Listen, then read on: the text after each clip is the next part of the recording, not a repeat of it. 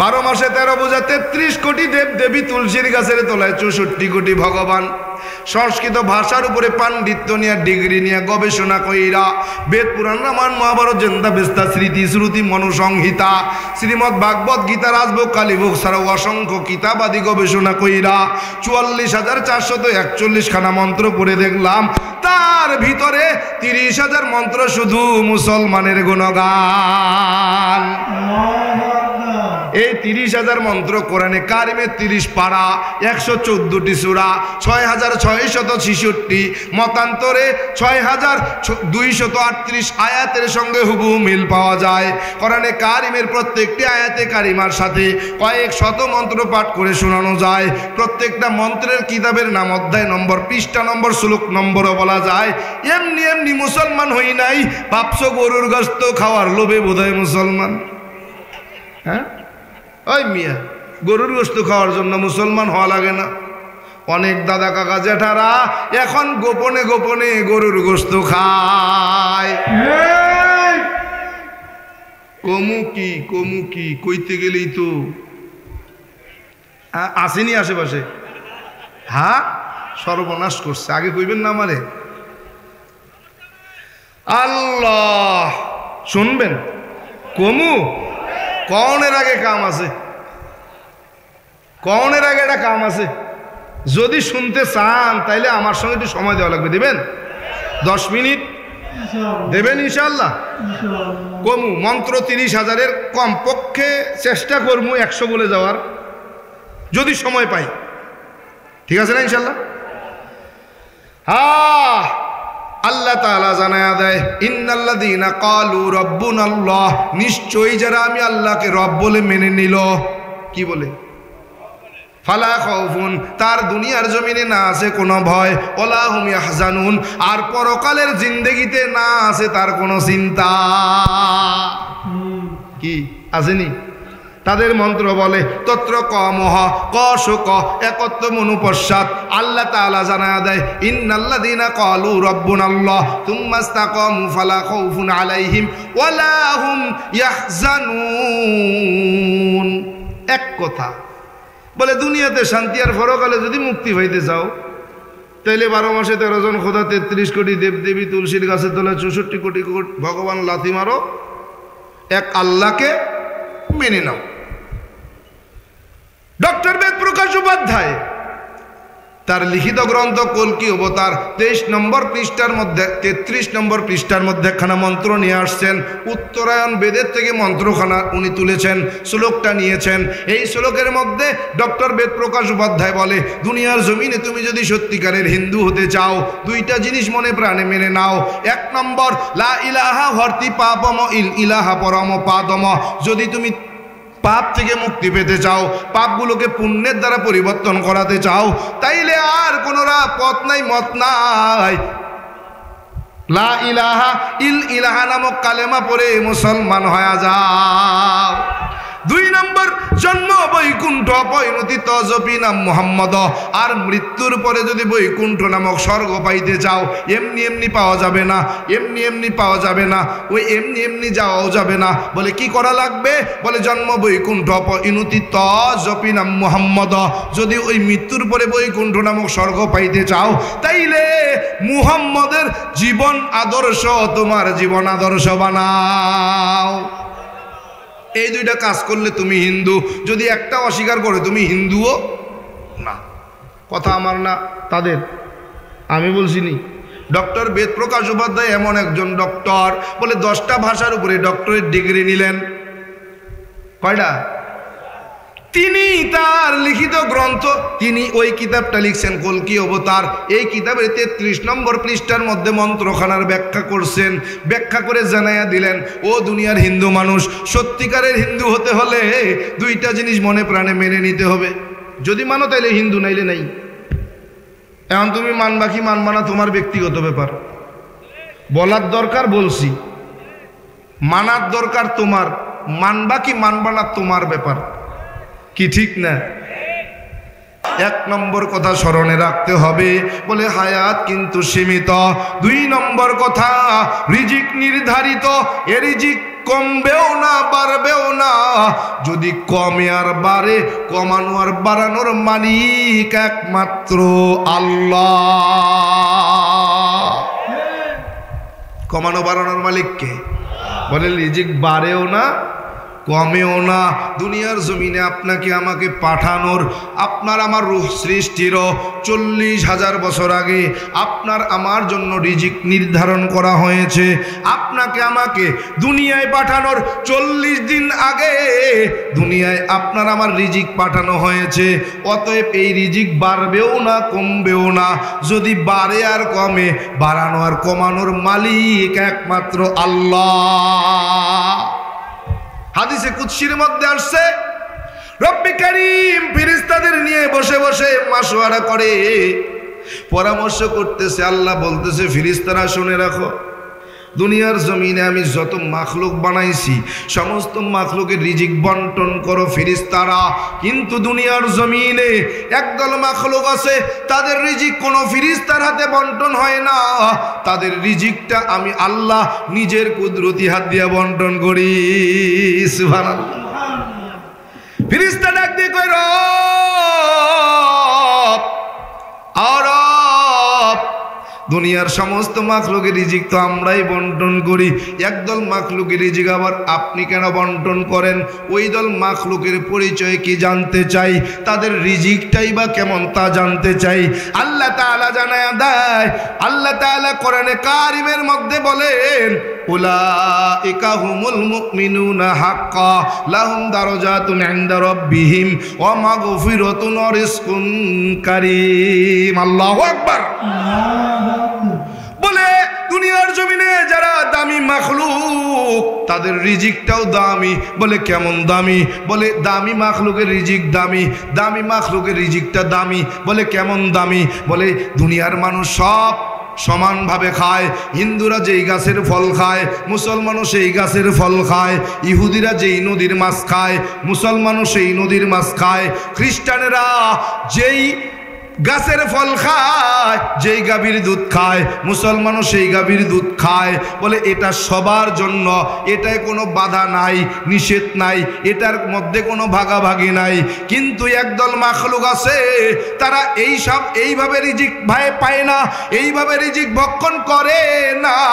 এই মাখলুকরা খায়, বলে রিজকুন কারীম, সম্মানের রিজিক, এটা সম্মান করে খাওয়ায়। বলে এই সম্মানের রিজিক কারা খায়? আল্লাহর নবী ডাক দিয়া বলেন, ও দুনিয়ার উম্মতের দল, এই শুনে নাও, খায়রুকুম মান তাআল্লামাল কুরআনা ওয়া আল্লামা আও কামা ক্বালান নবী আলাইহিস সালাতু ওয়াস সালাম। রাসূল আমার ডাক দিয়া কয়, উম্মতেরা, তোমাদের মধ্যে তার মতো দামি, তার মতো শ্রেষ্ঠ, তার মতো উত্তম আর কে হবে যে নিজে কোরআন শেখে এবং অপরকে শিখায়। সুবহানাল্লাহ। তার মানে বোঝা গেল দুনিয়ার জমিনে দামি মাখলুক কারা? কারা? কাদের জন্য রিজকুন কারীম? বলে যারা কোরআন শেখে আর কোরআন শেখায়, এলেম শেখে, এলেম শেখায়, তারা হলো দুনিয়ার চাইতে আল্লাহর কাছে সব চাইতে দামি। তাদের রিজিকটার নাম হলো রিজকুন কারীম। হযরতে আলী রাদিয়াল্লাহু তাআলা আনহু ডাক দিয়া বলেন, ও উম্মতের দল, এই আমার সাহাবীরা শুনে নাও। আল্লাহর নবীর সাহাবী হযরতে আলী রাদিয়াল্লাহু তাআলা আনহু বলেন, ও আমার ভাই সাহাবীরা শুনে নাও, দুনিয়ার জমিনে দুইটা সম্মান চেয়ার আছে। একটা হলো ইলমের সম্মান, 2 নম্বরে হলো সম্পদের সম্মান। এই দুইটা সম্মানের চেয়ার, একটা সম্মান দেয় ইলমের কারণে, আরেকটা দেয় সম্পদের কারণে। তবে শোনো, আল্লাহ পাক রব্বুল আলামিন আমাকে সম্পদ দেয় নাই, কিন্তু ইলম দিয়েছেন, আলহামদুলিল্লাহ। সাহাবীরা বলে কারণ কি? হযরত আলী রাদিয়াল্লাহু তাআলা আনহু ডাক দিয়ে বলে, সাহাবীরা রে শুনে নাও, ইলম এমন দামি সম্পদ, ইলমের মতো দামি সম্পদ দুনিয়াতে দ্বিতীয়টা নাই। বলে কেমন কেমন? বলে ইলম এমন দামি সম্পদ, ইলম আর টাকা এমন দামি সম্পদ, এই দুই সম্পদের মধ্যে পার্থক্য 1 নম্বর। বলে ইলম যদি একবার সিনায় ঢুকে বাহির হবে না। সম্পদ হলার সম্পদ আর আজ আছে কাল থাকবে না। কথা বলেন ঠিক কিনা? ইলম আর সম্পদের মধ্যে পার্থক্য দুই। বলে ইলমওয়ালার ইলম যত বাড়ে বন্ধু বাড়ে তত, আর সম্পদওয়ালার সম্পদ যত বাড়ে শত্রু বাড়ে তত। কথা বলেন ঠিক কিনা? ইলম আর সম্পদের পার্থক্য তিন। বলে ইলমওয়ালার বয়স যত বাড়ে সম্মান বাড়ে তত, সম্পদওয়ালার বয়স যত বাড়ে ঘৃণা বাড়ে তত। কথা বলেন ঠিক কিনা? আমাদের দেশে দরবেশ বাবা কি ওই ঢাকা দোহার দরবেশ বাবা দাড়িচুল খাইটা নৌকায় পালাইতেছে। কথা কয় না, কথা কয় না। কয় এত সম্পদ এত সম্মান, কোথায় গেল সেই সম্পদ আর সম্মান? আহা, সম্পদওয়ালার বয়স যত বাড়ে ঘৃণা বাড়ে তত। আল্লাহর নবীর সাহাবী হযরতে আলী ডাক দিয়া বলেন, ইলম আর সম্পদের মধ্যে পার্থক্য। বলে আল্লাহ তাআলা আমাকে সম্পদ দেন নাই কিন্তু ইলম দিয়েছেন, আলহামদুলিল্লাহ। এই ইলম এমন দামি সম্পদ, একবার সিনায় ঢুকবে আর বাহির হবে না। আলী রাদিয়াল্লাহু তাআলা আনহু বলে, হ্যাঁ হ্যাঁ, একটা সময় ইলমও সিনার থেকে বের হয়ে যাবে। বলে ইলমের সঙ্গে দুইটা বেয়াদবি করলে কয়টা? এ ছাত্র আমার ভাইরা, এই যুবক, স্কুল কলেজ ভার্সিটিতে পড়ো, মাদ্রাসায় পড়ো, কানটা খুলে শুনে যাও, দুইটা ভুল কখনো করবা না। যদি তুমি ইলম থেকে মাহরুম না হতে চাও, শিক্ষার থেকে মাহরুম না হতে চাও, যদি পাগল হয়ে রাস্তায় রাস্তায় ঘুরতে না চাও, তাইলে দুইটা জিনিস থেকে বাইচা থাকবা। হযরতে আলী রাদিয়াল্লাহু আনহু বলেন, হা হা, এত দামি ইলম এক সময় সিনার থেকে বের হয়ে যাবে। দুইটা বেয়াদবি যদি ইলমের সঙ্গে করে, এক নম্বর বলে যা বলতেছিলাম, এলেম এক সময় সিনায় থাকবে না। বলে দুইটা ভুল বেয়াদবি যদি ইলমের সাথে হয়, বলে এক নম্বর, ছাত্ররা যুবকরা ভালো করে কান খুলে শুনে রাখো, স্কুল কলেজ ভার্সিটি মাদ্রাসার ছাত্ররা কান খুলে শুনে রাখবা। এক নম্বর ভুল, ইলমওয়ালা ওস্তাদের সাথে বেয়াদবি করলে, দুই নম্বর ইলমের সাথে বেয়াদবি করলে। এই দুইটা ভুল যদি তুমি করো, একটা সময় দেখবা রাস্তায় পাগলের হালতে চলে। কথা বলেন ঠিক কিনা? এক সময় সিনার থেকে ইলম বাইর হয়ে যায়। এর বাস্তব প্রমাণ, বাস্তব নমুনা আমার ওস্তাদ, আমি যার কাছ থেকে হেফজখানায় পড়লাম। এরে বান্দা, এই নবীর উম্মত শুনে রাখো, ওস্তাদের সঙ্গে বেয়াদবি করার কারণে এত ভালো একজন হাফেজে কোরআন, জেলার মধ্যে সেরা হাফেজে কোরআন, এমন একটা সময় ওস্তাদের সঙ্গে বেয়াদবি করার কারণে সুদের মতো গুনাহের সঙ্গে জড়াইয়া গেছে। নাউজুবিল্লাহ। কেন? অপরাধ কি? সিনার থেকে ইলম বের হয়ে গেছে। কারণ কি? বলে ওস্তাদের সঙ্গে বেয়াদবি করার কারণে। এজন্য দুনিয়ার জমিনে দুইটা সম্মানের চেয়ার। এক নম্বর হলো ইলমের সম্মান, দুই নম্বর সম্পদওয়ালার সম্পদের সম্মান। কথা বলেন ঠিক কিনা? এই দুইটা সম্মানের চেয়ার। হযরতে আলী রাদিয়াল্লাহু আনহু ডাক দিয়া বলেন, আল্লাহ, আপনি আমারে সম্পদ দেন নাই, ইলম দিয়েছেন, আলহামদুলিল্লাহ। তাহলে বোঝা গেল রিজিক কেবল তাদের জন্য, এই রিজিকটা সবাই পায় না। বলে রিজকুন কারিম সবার জন্য না, রিজকুন কারিম তাদের জন্য যারা সম্মানী, তাদের জন্য, দুনিয়ার জমিনে যারা দামি তাদের জন্য। বলে এই রিজকুন কারিম সবাই পায় না। এর দুনিয়ার উম্মতের দল, এর যুবক, এ বৃদ্ধ বাবাজি, পদ্মার রেলমা, তাইলে খেয়াল করা লাগবে, এক নম্বর হায়াত সীমিত, দুই নম্বর রিজিক নির্ধারিত, তিন নম্বর মৃত্যু অবধারিত। হবে কি না? মৃত্যু, কুল্লু নাফসিন যায়িকাতুল মাউত সুম্মা ইলাইনা তুরজাউন। হে বান্দা, তুমি যতই বাড়াবাড়ি লাফালাফি করো না কেন, যত টাকাওয়ালা পয়সাওয়ালা সম্পদওয়ালা হও না কেন, যত ক্ষমতাওয়ালা হও না কেন, মৃত্যুর থেকে পলায়ন করে বাঁচা যাবে? যাবে? আজ পর্যন্ত কেউ বাঁচছে? ভবিষ্যতে কেউ বাঁচবে?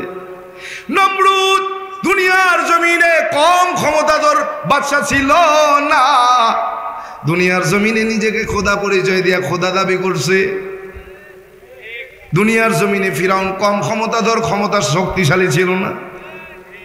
ফিরাউনও কিন্তু চলে গেছে।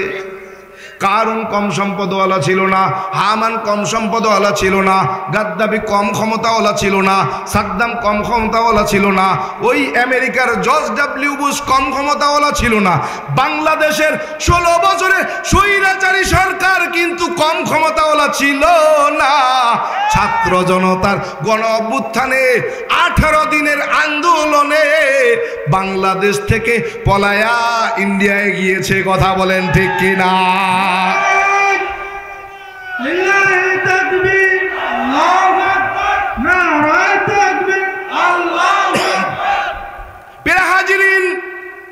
এজন্য ক্ষমতা চিরকাল থাকে না, ক্ষমতাটা ক্ষণস্থায়ী। দুনিয়ার জমিনে যতই তুমি ধনী, টাকাওয়ালা, পয়সাওয়ালা, শিল্পপতি, কোটিপতি হও না কেন, চিরকাল থাকা যাবে না। আল্লাহ কয়া দেয় কুল্লু নাফসিন যায়িকাতুল মাউত, প্রত্যেক মাখলুকের মৃত্যুর স্বাদ গ্রহণ করা লাগবে। সুম্মা ইলাইনা তুরজাউন, অতঃপর আমি আল্লাহর সামনে দণ্ডায়মান হতে হবে। ঠিক কি না? এজন্য বলি এ গোলাম, দুনিয়ার জমিনে সাদ্দাত কম ক্ষমতাওয়ালা ছিল না। বেঈমান সাদ্দাত আল্লাহরে ডাক দেখো, আল্লাহ তোমার জান্নাত আমার লাগবে না, এরকম জান্নাত আমি সাদ্দাত বানাইতাম পারি। আমি তৈরি করে আমার তৈরি করা জান্নাতে আমি থাকবো, তোমার জান্নাতে যাব না। এই বেঈমানটা দুনিয়ার জমিনে জান্নাত বানাইয়া, দুনিয়ার সুন্দরী বেশ্যা যুবতীদের দিয়া জান্নাতের হুর বানাইয়া সাজাইয়া জান্নাত দেখার জন্য রওয়ানা। আল্লাহ কয় আজরাইল কই গেলি, তাড়াতাড়ি যা বেঈমানটার জানটা কবজ কইরা ল। এইবার ঘোড়ার পিঠে সওয়ার হয়ে সাদ্দাতকে বলল না, পিছনের দিকে তাকায় দেখে এক বুড়া ধনুকের মতো বাঁকা হয়ে গেছে, বর্ষির মতো বাঁকা, লাঠির উপরে ভর দিয়া দিয়া সাদ্দাতের পিছনে যাইতেছে। সাদ্দাত তাকায় দেখে ওই বুড়ার হাঁটার গতি এত, ঘোড়াও যেন দৌড়াইতে পারে না। ঘোড়ার গায়ে চাবুক দেয়, আঘাত করে ঘোড়া জোরে দৌড়ায়। ঘোড়ার গতি যত বাড়ে বুড়ার হাঁটার গতি তত বাড়ে, ও ঘোড়ার যত গতি বাড়ে বুড়ার হাঁটার গতি তত বাড়ে। এক পর্যায়ে জান্নাতের দরজায় কেবল দাঁড়াইছে, এখনো নামে নাই। বুড়া জান্নাতের দরজায় দাঁড়ায় গেছে। সাদ্দাত কয়, রে বুড়া, কে তুমি, কি তোমার পরিচয়? এত বুড়া, ঠুনঠুনে বুড়া, হাঁটতেই পারো না, লাঠির উপরে ভর দিয়া হাঁটো। আমার ঘোড়ায় এত তেজি ঘোড়া, এত জোরে দৌড়ায়, কেমনে তুমি আবার আমার সামনে আইসা জান্নাতের দরজা আটকাইলা?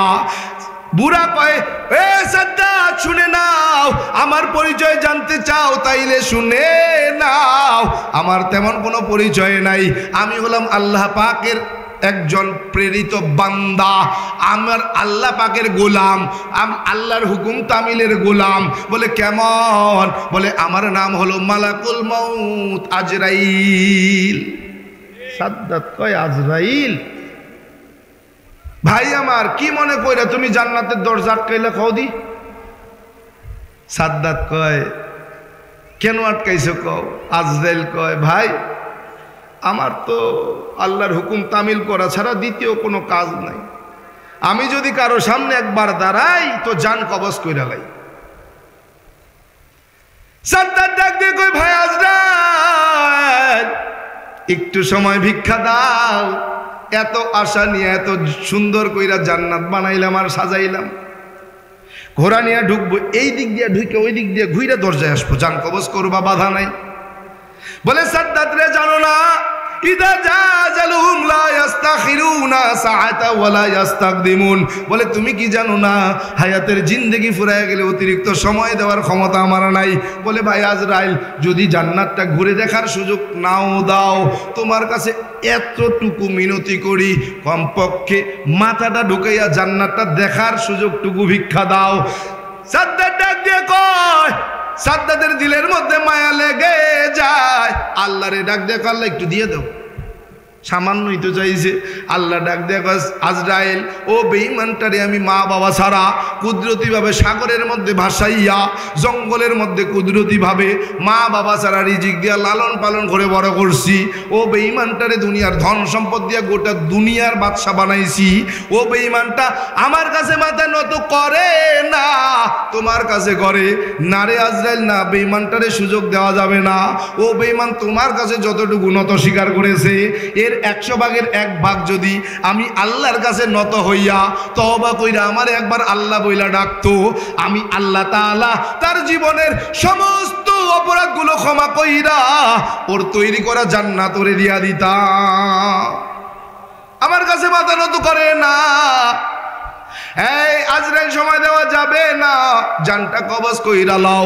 কই গেল সাদ্দাত, কই গেল কারুন, কই গেল হামান, কই গেল নমরুদ, কই গেল ফিরাউন? কেউ দুনিয়ার জমিনে নাই। আজকে দুনিয়ার জমিনে দেখা যায়, মাঝে মাঝে শোনা যায় এলাকার কিছু টাকাওয়ালা, সম্পদওয়ালা, ক্ষমতার দাপটওয়ালা, শিল্পপতি, কোটিপতি আল্লাহর বান্দারা দুনিয়ার জমিনে এমনভাবে চলে যেন ও একাই মানুষ আর কেউ মানুষ না।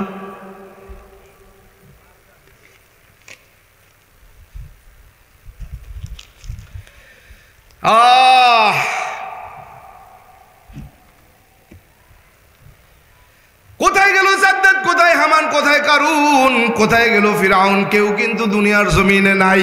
আজকে টাকার মালিক হইয়া, সম্পদের মালিক হইয়া নিজের এমন জাহির করে যেন একাই মানুষ আর কেউ মানুষ না।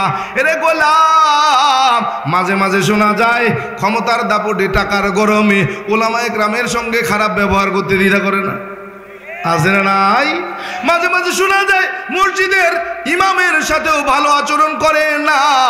মাঝে মাঝে শোনা যায় মসজিদের মুয়াজ্জিনের সঙ্গে গোলামের মতো আচরণ করে। এই টাকার বাহাদুরি, ক্ষমতার বাহাদুরি কয়দিন রে বাবা? আজ আছে কাল থাকবে না। কোটি টাকার মালিক দেখো অভাব হয় না দূর, কোটি টাকার মালিক দেখো অভাব হয় না দূর, গরিব ঘুমায় আরাম করে মনটা বাহাদুর। ফিরআউনের লাশটা দেখো মিশর জাদু ঘরে, খায় না মাটি পোকা মাছি সবাই ঘৃণা করে। হৃদয়ে তাকিবে যাহার নম্রতা সদা, রহমত আসিবে সেথা প্রভুর আদা।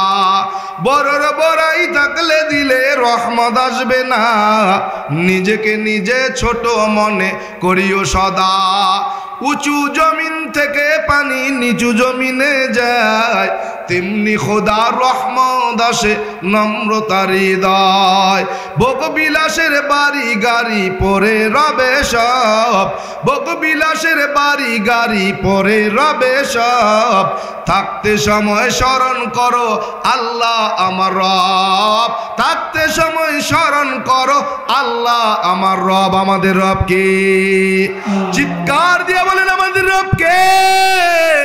ইন্নাল্লাযীনা ক্বালু রাব্বুনাল্লাহ, ইন্নাল্লাযীনা ক্বালু রাব্বুনাল্লাহু থুম্মা ইসতাকামু ফালা খাউফুন আলাইহিম ওয়ালা হুম ইয়াহজানুন।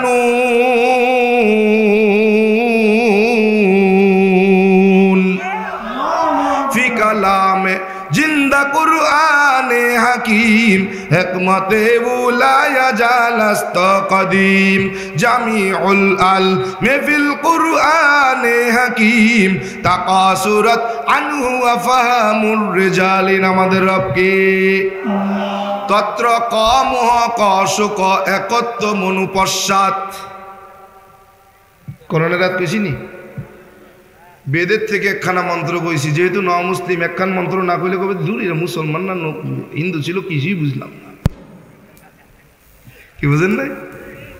হিন্দুরা তাদের ধর্মগ্রন্থ বেদের মধ্যে জানা দেয় তত্র কম, দুনিয়ার জমিনে যদি তুমি শান্তি পেতে চাও, কশুক আর পরকালের জিন্দেগিতে যদি মুক্তি পেতে চাও, আর কোনো রাস্তা নাই, পথ নাই, মত নাই। 12 মাসে 13 জন খোদা নাই, 33 কোটি দেবদেবী নাই, তুলসীর গাছের তলায় 64 কোটি ভগবান নাই। একত্ব মনু পশ্চাৎ সৃষ্টিকর্তা এক আল্লাহকে মেনে নাও। সৃষ্টিকর্তা কয়জন? 12 মাসে 13 জন, 33 কোটি দেব দেবী, তুলসীর গাছের তলায় আরো 64 কোটি ভগবান। এমনি এমনি কিন্তু মুসলমান হই নাই। ঠাকুরগাঁয়ের প্রসিদ্ধ ব্রাহ্মণ পরিবারের জন্ম আমার।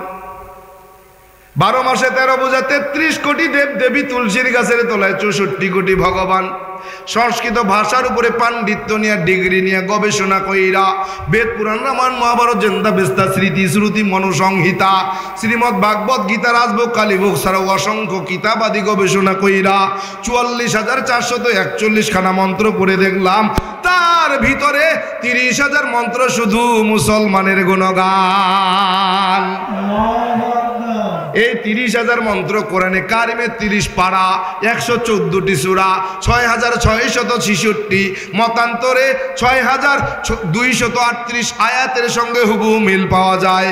কোরআনে কারিমের প্রত্যেকটি আয়াতে কারিমার সাথে কয়েক শত মন্ত্র পাঠ করে শোনানো যায়। প্রত্যেকটা মন্ত্রের কিতাবের নাম, অধ্যায় নম্বর, পৃষ্ঠা নম্বর, শ্লোক নম্বরও বলা যায়। এমনি এমনি মুসলমান হই নাই। ভাবছো গরুর গোশত খাওয়ার লোভে বোধহয় মুসলমান? হ্যাঁ ওই মিয়া, গরুর গোশত খাওয়ার জন্য মুসলমান হওয়া লাগে না। অনেক দাদা কাকা জেঠারা এখন গোপনে গোপনে গরুর গোশত খায়। কমু কি কইতে গেলেই তো আসেনি আশেপাশে। হ্যাঁ, সর্বনাশ করছে। আগে কইবেন না আমারে। আল্লাহ শুনবেন, কমু কনের আগে কাম আছে, কনের আগে একটা কাম আছে। যদি শুনতে চান তাইলে আমার সঙ্গে একটু সময় দেওয়া লাগবে। দিবেন? 10 মিনিট দেবেন ইনশাআল্লাহ। কমু মন্ত্র 30,000-এর কমপক্ষে চেষ্টা করবো 100 বলে যাওয়ার, যদি সময় পাই। ঠিক আছে না ইনশাআল্লাহ? হ্যাঁ, আল্লাহ তাআলা জানায়া দেয়, ইন্নাল্লাযীনা ক্বালু রাব্বুনাল্লাহ, নিশ্চয়ই যারা আমি আল্লাহকে রব বলে মেনে নিল। কি বলে? ফালা খাউফুন, তার দুনিয়ার জমিনে না আছে কোনো ভয়, ওয়ালা হুম ইয়াহজানুন, আর পরকালের জিন্দেগিতে না আছে তার কোনো চিন্তা। কি আসেনি? তাদের মন্ত্র বলে তত্র ক মহ ক শোক একত্ব মনুপশ্চাৎ। আল্লাহ তাআলা জানায়া দেয়, ইন্নাল্লাযীনা ক্বালু রাব্বুনাল্লাহ তুম্মাস্তাকামু ফালা খাউফুন আলাইহিম ওয়ালা হুম ইয়াহজানুন।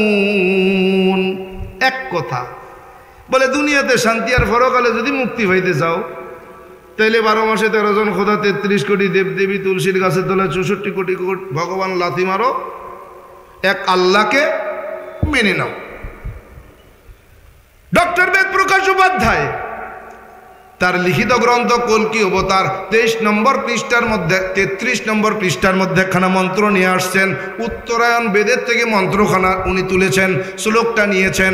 এই শ্লোকের মধ্যে ডক্টর বেদ প্রকাশ উপাধ্যায় বলে, দুনিয়ার জমিনে তুমি যদি সত্যিকারের হিন্দু হতে চাও, 2টা জিনিস মনে প্রাণে মেনে নাও।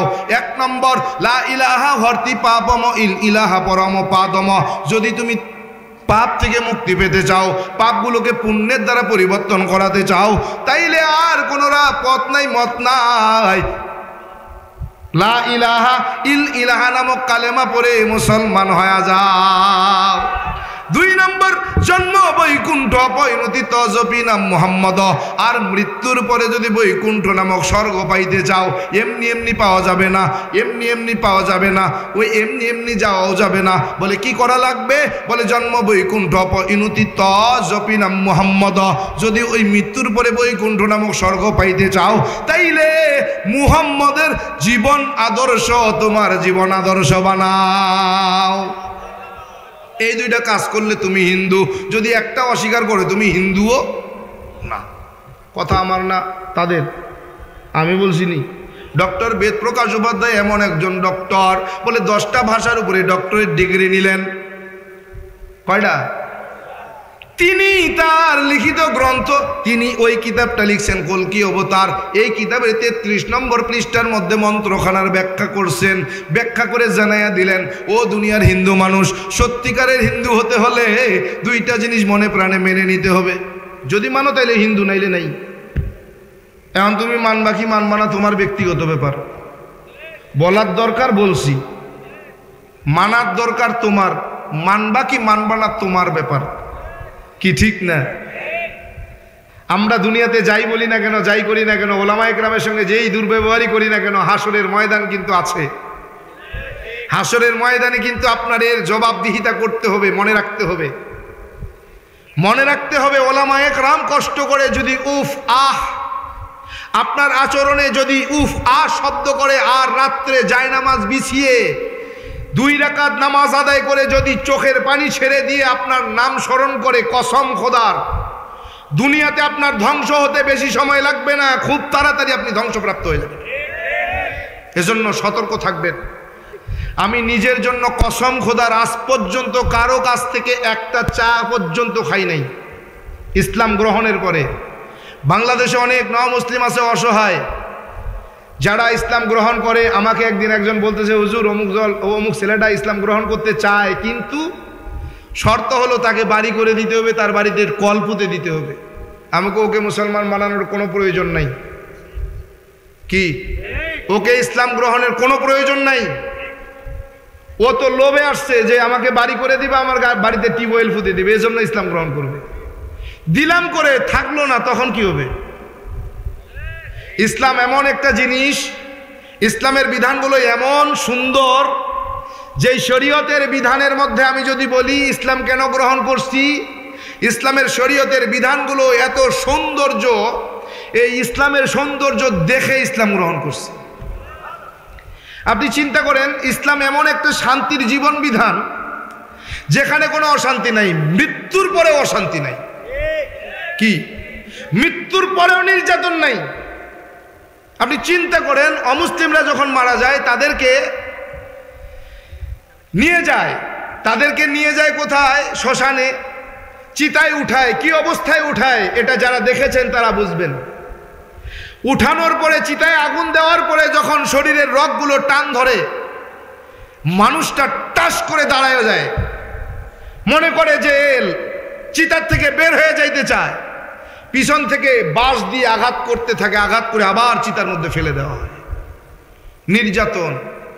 কিন্তু ইসলাম এমন একটা জীবন বিধান যেখানে একজন মানুষের ইন্তেকাল হলে কত আলতো করে, ভাই আস্তে, গোসল করাবে, শরীরের কাপড় খুলবে, ভাই আস্তে আস্তে আস্তে, ব্যথা না পায়, কষ্ট না পায়, ধাক্কা না লাগে, আস্তে খুলেন।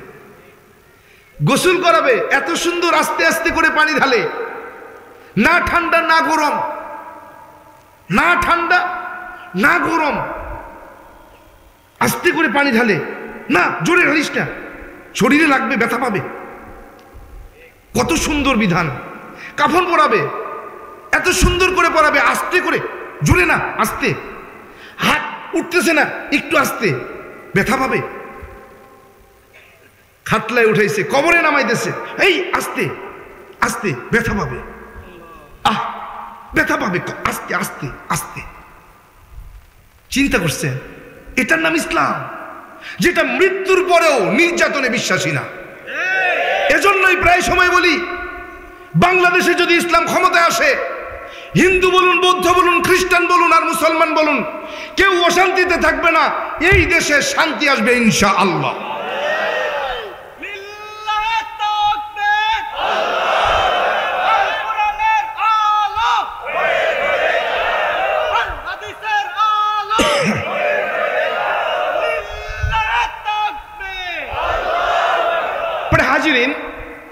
এজন্য ইসলামের বিধানগুলো সঠিকভাবে পালন করার জন্যই মসজিদ আর মাদ্রাসার দরকার, কি ঠিক কিনা? তাহলে মসজিদ মাদ্রাসা আমরা করবো না, করবে কি হিন্দুরা? মসজিদ মাদ্রাসা উন্নয়নে আমরা সহযোগিতা করবো না, দেবে কি খ্রিস্টানরা? তা আমাদের প্রতিষ্ঠান, এটা আমাদের ইবাদতের জায়গা, এই ইবাদতের জায়গা আমরাই দান করব। একটা সময় ছিল যখন হিন্দু ছিলাম, মন্দির সুন্দর করে সাজানোর জন্য নিজে বাড়ি বাড়ি গিয়ে চাঁদা কালেকশন করতাম। সেই চাঁদা কালেকশনের অভ্যাস তো আর দূর হয়ে যায় নাই। ইসলাম গ্রহণ করার পরে এখন দেখি না, ওই পাশেও চাঁদা চাওয়া বাদ দিতে পারি নাই, ইসলাম গ্রহণ করার পরে দেখছি এখানেও চাঁদা কালেকশন করা লাগে। ওদিকে মন্দিরের জন্য করছি, এই পাশে মসজিদ মাদ্রাসার জন্য করতে হয়, কি ঠিক কিনা?